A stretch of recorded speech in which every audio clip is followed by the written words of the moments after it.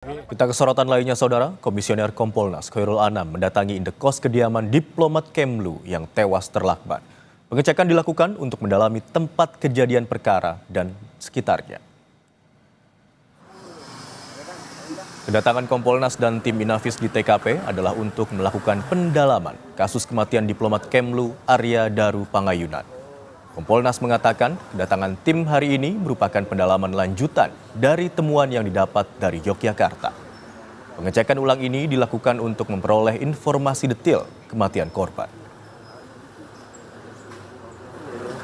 Iya, kami pendalaman apa yang sudah kami dapat di Jogja, termasuk juga informasi awal yang sebelumnya kami dapat, cek lokasi, ngecek detail kamar, ngecek apa yang ada di CCTV dan sebagainya.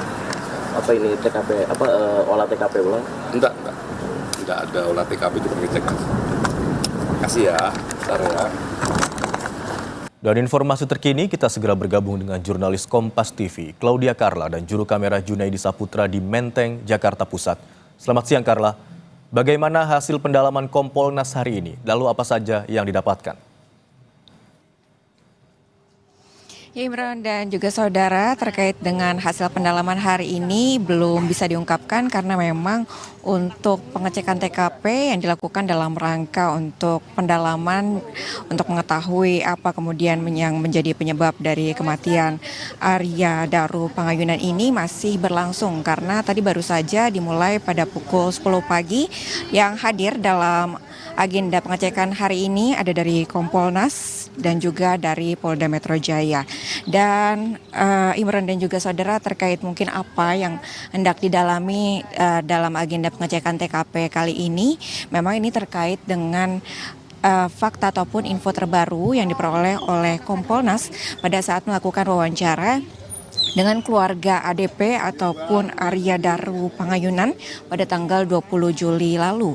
Memang disebutkan dari keterangan Kompolnas pada wawancara tersebut, Kompolnas ini mendalami terkait dengan bagaimana aktivitas dari ADP, kemudian kondisi psikologinya, bagaimana interaksinya ADP dengan lingkungan sekitar, kemudian juga bagaimana aktivitasnya sebelum kemudian ADP ini ditemukan meninggal dunia pada tanggal 8 Juli 2025. Dan juga Kompolnas ini melakukan pendalaman terkait dengan barang-barang milik ADP, apakah kemudian ada keterkaitannya dengan peristiwa kematian dari ADP itu sendiri. Maka dari itu hari ini Kompolnas dan juga Polda Metro Jaya ini melakukan pengecekan untuk pendalaman hal tersebut. Namun memang hingga saat ini belum diungkapkan apa yang kemudian ditemukan dari hasil wawancara tersebut. Kami masih menunggu bersama-sama terkait dengan hasil pengecekan hari ini dan juga mungkin fakta yang ditemukan dari hasil wawancara dengan keluarga ADP tersebut, Imron.